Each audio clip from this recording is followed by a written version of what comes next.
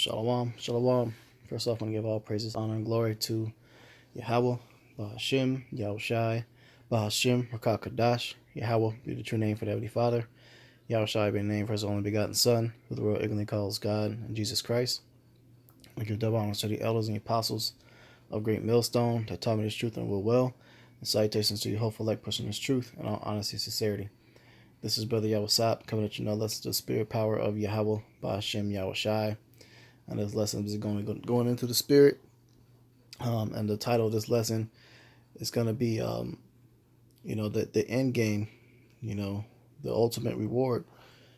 What we're striving for, what we're trying to achieve when it comes to this truth.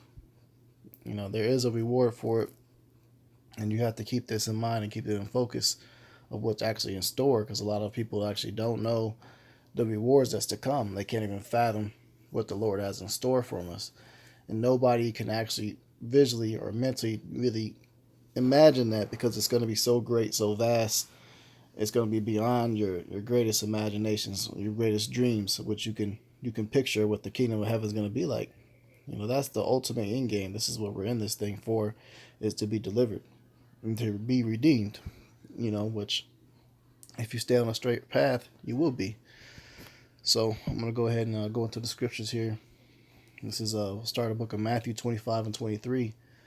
His Lord said unto him, Well done, good and faithful servant. Thou hast been faithful over a few things. I will make thee ruler over many things. Enter thou into the joy of thy Lord. So once you reach the end and you have to face Yahushai for your judgment and whether or not you walk this life in the right path, he's either going to say well done, or he's going to judge you a harsh judgment, either by fire, or he'll reward you.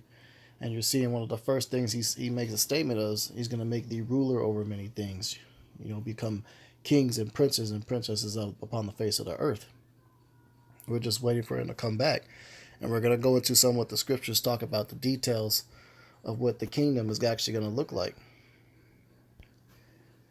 All right, so we'll go on the book of Revelation, chapter 21, verse 1. It says, And I saw a new heaven and a new earth, for the first heaven and the first earth were passed away, and there was no more sea. And I, John, saw the holy city, New Jerusalem, coming down from Yahweh out of heaven, prepared as a bride adorned for her husband. So this is the revelation that was given to Apostle John. He received a vision of the kingdom of heaven. He was actually blessed to physically see it in a vision. The Lord showed it to him. He does that with his prophets. Prophets will have visions and dreams of the kingdom and see, a quick flash of what's to come. I've met a brother in Chicago that gave a very detailed experience of visions that he received of the kingdom of heaven. Things that can't even be really explained. But he was just describing how, one of his homes in the kingdom was made out of complete jasper stone. I mean, you can imagine how beautiful that would have been. And just the garments he was describing and the clothing he was wearing, it was very, very detailed and vivid. Okay, but John is seeing the kingdom of heaven come down. When Yahweh Hashem Yahushua comes back, he's going to come back in his chariot with great glory. And the scriptures say, every eye shall see him. So this is why he's seeing the New Jerusalem coming down from Yahweh out of heaven, prepared as a bride adorned for her husband. Okay. And it says, And I heard a great voice out of heaven saying, Behold, the tabernacle of Yahweh is with men. He will dwell with them, and they shall be his people. And Yahweh himself shall be with them and be their God. So this isn't just something that's going to happen where we never see the Lord. He's going to physically be with us, walking amongst us, talking with us. He's going to be dwelling with us. He's going to break bread with each and every last one of his people when he comes back.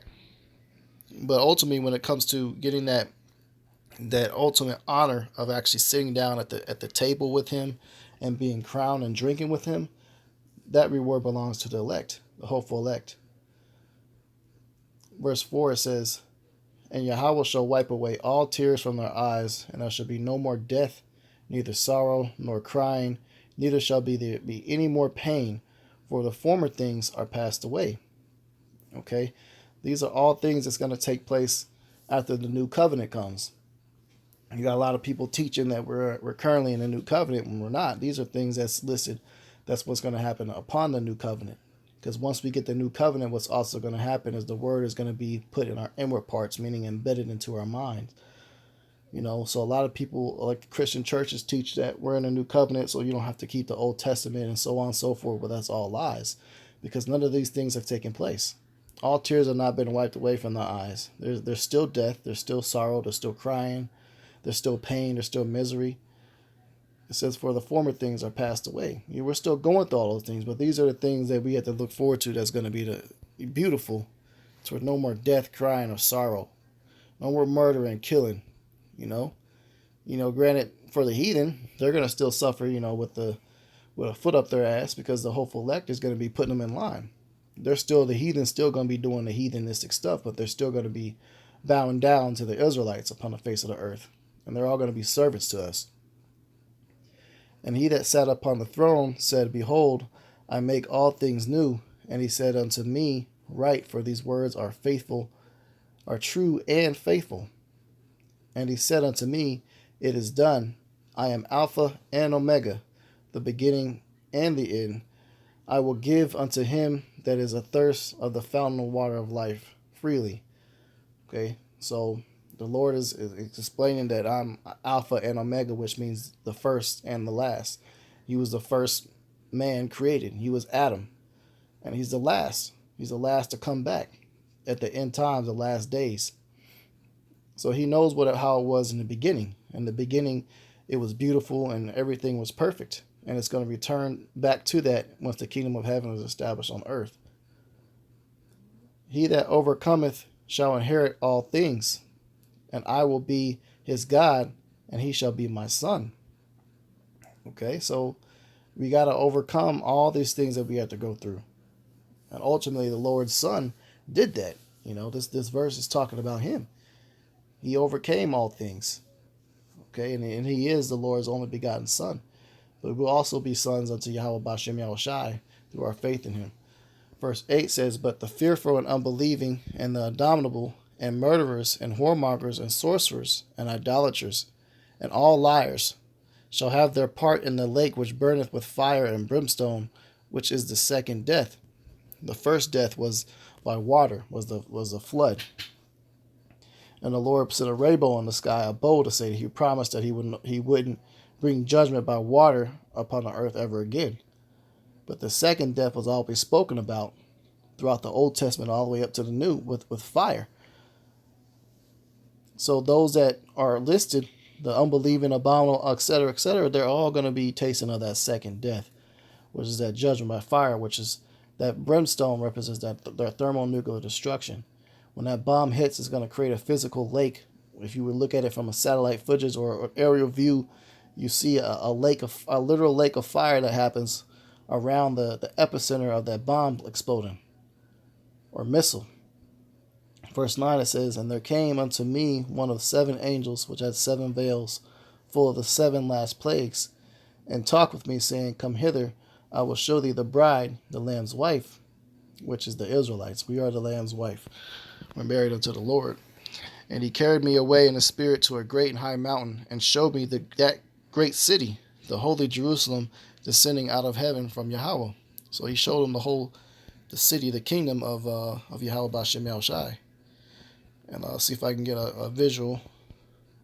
If you can imagine something like this, that would be seen. Of course, there's nothing compared to what the actual kingdom of heaven would be like, but this is just to get you in the mentality of what it's going to be like.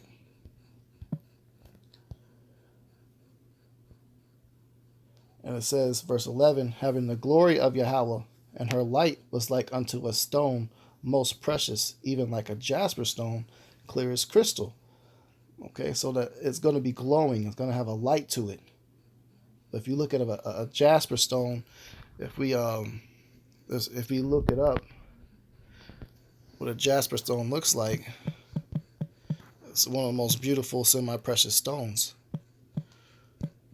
And it comes in a lot of different colors. But if you pull it up here, these are all jasper stones. So if you can imagine, something like this, entire buildings and stuff made out of this stuff. You can't even fathom that, man. This is what he's seeing. He said this one has got like, you know, a different golden color to it. Imagine an entire city or buildings made out of something like that, and then glowing. That's something you know you want to look forward to. And it says clear as crystal, so you can see through it. You see in those glass buildings that Esau creates sometimes. That's something amazing. All right, so you're gonna have you know, skyscrapers clear as crystal, you know, made out of jasper stone. Verse 12 says, and had a wall great and high, and had 12 gates, and at the gates 12 angels, and names written thereon, which are the names of the 12 tribes of the children of Israel. So at the entrance to the kingdom of heaven, you're gonna have 12 different gates. Of course, there's 12 tribes for the Israelites. So what does that tell you who the kingdom of heaven is for? Well, it just said it. It says the names of the 12 tribes of the children of Israel. So this thing isn't for anybody and everybody to get up in there. There's a specific guest list, which is going to be the Israelites. It says on the east 3 gates, on the north 3 gates, on the south 3 gates, and on the west 3 gates. Okay, so there you go. Now, if you look over in Jerusalem today, you're not going to find any of these gates, which proves those aren't the real people, real Israelites either. Because if they were, then these gates would be existed. There wouldn't be any death, all of that, man. Everything would be made out of jasper. Streets would be paved with gold. Everything would be glowing. None of this stuff is taking place. But it will, though, eventually, when it's supposed to. Verse 13 says, on the east 3 gates, on the north 3 gates, on the south 3 gates, and on the west 3 gates. And the wall of the city had 12 foundations, and in them the names of the 12 apostles of Yahushua. Okay, his 12 disciples, his 12 followers. You know, that's an honor to get their names written on those gates. So that goes to show he really cares about those men that actually labor for him. Verse 15, it says, and he that talked with me had a golden reed to measure the city, and the gates thereof, and the wall thereof. And the city lieth 4 square, and the length is large as the breadth. And he measured the city with the reed, 12,000 furlongs. The length and the breadth of the height are of the equal. And he measured the wall thereof, 144 cubits, according to the measure of a man, that is, of the angel. And the building of the wall was of jasper, and the city was pure gold, like unto clear glass. Pure golden city, man. And the foundations of the wall of the city were garnished with all manner of precious stones. So all those different semi-precious stones, you got brothers wearing the beads and stuff now. You're gonna have entire buildings made out of that stuff. One of the blue stones, lapis lazuli, one of my favorite.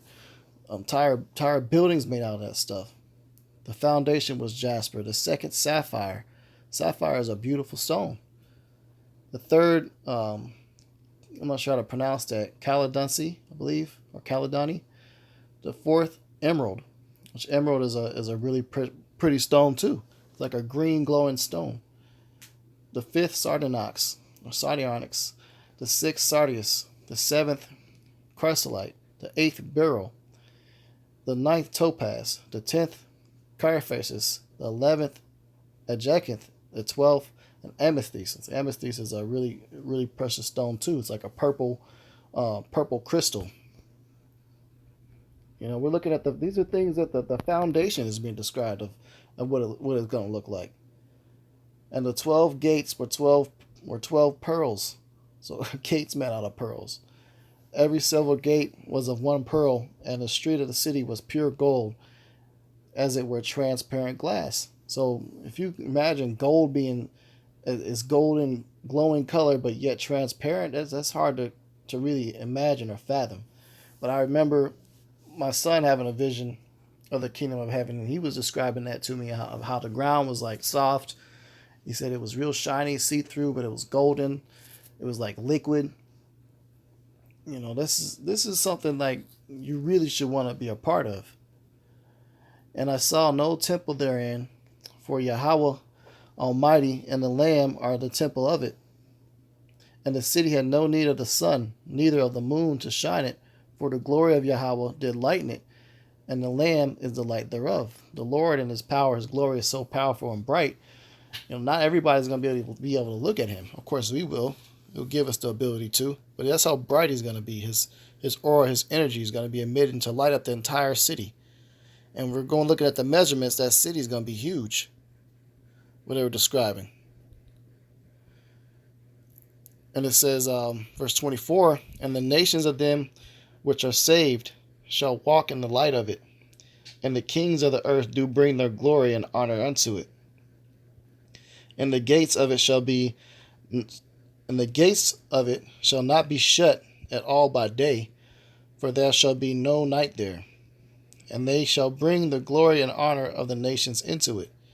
And there shall be in no wise enter into it anything that defileth, neither whatsoever worketh abomination, or maketh a lie, but that which are written in the Lamb's book of life, which is Yahushai's book of life. And we'll be crowned. We'll receive those crowns of the book of life. And the Lord said that kingdom is coming and it's going to be built on earth. This is Matthew 6:10. It says, thy kingdom come, that will be done in earth as it is in heaven. That's part of the Lord's Prayer. With most people, you don't have that memorized. Even when you was growing up in a Christian church, it's a very common prayer. But part of it is telling you where the kingdom's going to be at. It says, thy kingdom come, that will be done in earth as it is in heaven. So as it is right now in heavens, where he's at, in the spiritual realm, it's going to be on earth. And he said he's going to prepare a place for us. We're going to a little bit further, Matthew 26:29. It says, but I say unto you, I will not drink henceforth of this fruit of the vine until that day when I drink it new with you in my Father's kingdom. So Yahushai is sitting there waiting just to have that celebration and drink with us. He's not drinking of that vine all these thousands of years that we've been waiting. I mean, for him, it's only been, a matter of days, because their time frame is much different than ours. But he said he's waiting. He's patiently waiting. And of that day, an hour knoweth no man but his Father only. So he doesn't even know when he's coming back. But when he does, it's going to be something to remember. James 1:12, it says, blessed is a man that endureth temptation, for when he is tried, he shall receive the crown of life, which Yahweh promised to them that love him. Okay, so we'll actually be physically crowned by the Lord. We want to hear that, well done, thy good and faithful servant. This is something else that's going part of the kingdom too. Numbers 24:18, it says, and Edom shall be a possession. Seir also shall be a possession for his enemies, and Israel shall do valiantly. So we're actually going to have Edom, Esau as slaves, servants. He's going to serve us for 1,000 years until he's eradicated off the face of the earth. Going into how we're going to look when we enter to the kingdom of heaven. When he comes back, Revelation 7. We'll go up a little bit further here.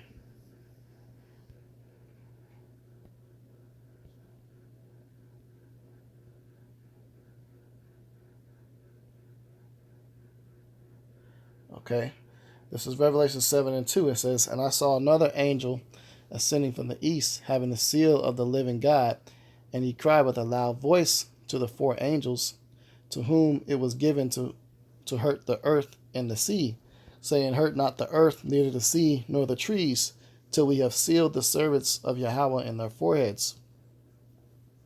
And right now we're being sealed, the hopeful elect. And once all of them are 100% sealed, then that earth is going to begin to be hurt. We're going to see more of the plagues, the sea, the waves, the hurricanes, so on and so forth, the fires, which we're actually seeing that stuff. So the hopeful elect may already be sealed. But verse 4 says, and I heard the number of them which were sealed, and there were sealed 144,000 of all the tribes of the children of Israel. Israelites. Okay. Of the tribe of Judah were sealed 12,000. Of the tribe of Reuben were sealed 12,000. Of the tribe of Gad were still 12,000. Of the tribe of Asher were still 12,000. Of the tribe of Naphtali were still 12,000. Of the tribe of Manasseh were still 12,000. Of the tribe of Simeon were still 12,000. Of the tribe of Levi were still 12,000. Of the tribe of Issachar were still 12,000. Of the tribe of Zebulun were still 12,000. Of the tribe of Joseph were still 12,000. Of the tribe of Benjamin were still 12,000. And after this I beheld, and lo, a great multitude, which no man could number, of all nations and kindreds and people and tongues, stood before the throne and before the Lamb, clothed with white robes and palms in their hands. So we're going to be wearing all white. And some people will use this precept and get confused. Well, it says all nations here. Well, just previous verses, if you read all that, it's talking about the nations of the children of Israel, because there's different nations of Israelites. You have the nation of Zebulun, Simeon, you got Asher, Judah, Benjamin, Levi, Joseph. Those are all different nations, but they're all Hebrew Israelites. It's only those, you got to be an Israelite to be saved. And it says, all right, that's good on that one here. But it basically describes, how we're going to be looked. We'll have white robes on. And we can get another account of that too. This is 1 Corinthians 15 and 52. It says, in a moment, in the twinkling of an eye, at the last trump, for the trumpet shall sound, and the dead shall be raised incorruptible, and we shall be changed. It says in a moment, in the twinkling of an eye. So instantly, we'll receive new bodies. Receive your heavenly bodies. This is Jeremiah 31 and 33. It says, but this shall be the covenant that I will make with the house of Israel after those days, saith Yahweh. I will put my law in their inward parts, and write in their hearts, and will be their God, and they shall be my people. So not only will our bodies be perfect or changed instantly, our minds will be changed. We won't be going off anymore. We won't be sinning anymore. We'll be perfect. Jeremiah 16 and 16 says, behold, I will send for many fishers, saith Yahweh, and they shall fish them. And after I will send for many hunters, and they shall hunt them from every mountain, from every hill, and out of the holes of the rocks. So right now we're just fishing for those to be changed in an instant. And once we are physically changed, the men that are doing that fishing, they're going to become hunters for the wicked and the heathen.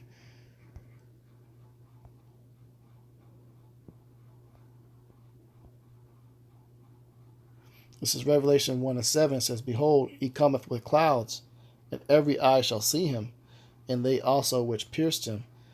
And all kindreds of the earth shall wail because of him, even so, amen. When he comes back, his chariot is going to be so massive, and it's going to be covered in so many clouds, and you're going to see it. Everybody's going to be able to see it at one time. Of course, they're going to have Project Bluebeam. They're going to try to deceive people with certain shit, but none of that stuff is going to be able to compare to when the Lord comes back. When the Lord comes back, you're going to know it's him, because everybody upon the face of the earth is going to see him at the same time in an instant. That's what the scripture's saying. So that chariot has got to be massive. It's going to be like that movie Independence Day.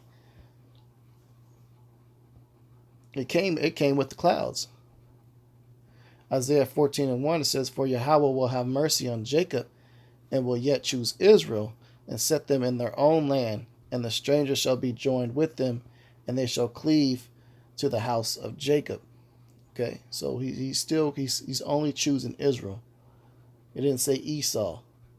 As much as Esau saw it carefully with tears, he ain't getting in there. This is John 14 and 26. But the Comforter, which is the Holy Ghost, whom the Father will send in my name, he shall teach you all things, and bring all things to your remembrance, whatsoever I have said unto you. So he's going to bring all the things that's happened in all your past lives. You're going to remember everything. We've been reincarnated over and over and over again. All things going to be brought to remembrance. The laws, statutes, commandments, what you did, what you didn't do, everything's going to come back. So you don't want to be on the other side, one of the 2/3, to where all things are brought into remembrance how wicked you were. That's why the 2/3 coming back shamefaced. This is book of Deuteronomy 11:21, it says that your days may be multiplied in the days of your children in the land which Yahweh sware unto your fathers to give them as the days of heaven upon the earth. Now, the days of heaven upon the earth was back during the time of the garden. Those days are going to come back. That's what we're reading about the kingdom of heaven. All the descriptions that we've brought out with all these different precepts. But to go further,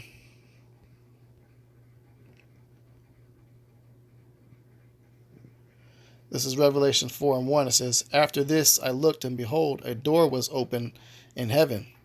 And the first voice which I heard was as it were of a trumpet talking with me, which said, come up hither, and I will show these things which must be hereafter. He's getting ready to see the kingdom. And immediately I was in the spirit, and behold, a throne was set in heaven, and one sat on the throne. And he that sat was to look upon like a jasper and a sardonyx stone. And there was a rainbow round about the throne, and sight like unto an emerald. So the throne is made out of jasper, sardonyx stone. That's a bad throne. And it's got emerald. It says, and round about the throne were 24 seats. And upon the seats I saw 24 elders sitting, clothed in white raiment, and they had on their heads crowns of gold. And out of the throne proceeded lightnings and thunderings and voices, and there were 7 lamps of fire burning before the throne, which are the 7 spirits of Yahweh. And before the throne there was a sea of glass, like unto crystal, and in the midst of the throne, and round about the throne, there were 4 beasts full of eyes before and behind. All right, so he's got beasts there. He's got a sea like on a crystal. All this crazy stuff is going to be in the kingdom. You know? Let's get some more precepts out, and then we'll close it down.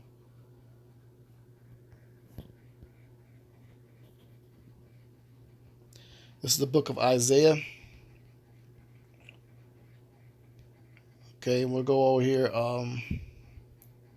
So we want to start.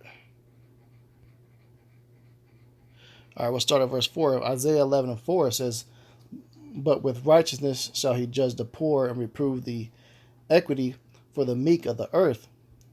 And he shall smite the earth with the rod of his mouth, and with the breath of his lips shall he slay the wicked. And righteousness shall be the girdle of his loins, and faithfulness the girdle of his reins. The wolf also shall dwell with the lamb, and the leopard shall lie down with the kid, and the calf and the young lion and the fatling together, and a little child shall lead them. So this is going to be a time period where the animals aren't going to be sitting around there killing each other no more. It says the wolf is going to be lying down with the lamb, the sheep. The leopard lying down with the kid, which is I believe a baby goat, and the calf and the young lion and the fatling together. And it says, and the cow and the bear shall feed. So a cow and a bear is going to be standing next to each other eating. The young ones shall lie down together, and the lion shall eat straw like the ox. Back to where it was before we broke the commandment back in the garden. It's going to return again. And the sucking child shall play on the hole of the asp. So our babies are going to be playing on top of snakes' holes and not have to have any worries. And the weaned child shall put his hand in a cockatrice den. They shall not hurt or destroy in all my holy mountain, for the earth shall be full of the knowledge of Yahweh, as the waters cover the sea. So that's going to be a beautiful sight too. This is a book of Isaiah chapter 4, verse 1. And in that day 7 women shall take hold of one man, saying, we will eat our own bread and wear our own apparel, only let us be called by thy name to take away our reproach. In that day shall the branch of Yahweh be beautiful and glorious, and the fruit of the earth shall be excellent and comely for them that are escaped of Israel. So that day is going to be beautiful and glorious, what the Lord describes it. And it shall come to pass that he that is left in Zion, he that remaineth in Jerusalem, shall be called holy, even every one that is written among the living in Jerusalem. When the Lord have washed away the filth of the daughters of Zion, and shall purge the blood of Jerusalem from the midst thereof by the spirit of judgment and by the spirit of burning. And Yahweh will create upon every dwelling place of Mount Zion and upon her assemblies a cloud and a smoke by day, and a shining of flame by fire by night, for upon all the glory shall be a defense. These are all visuals the Lord has given us of how it's going to be in the kingdom.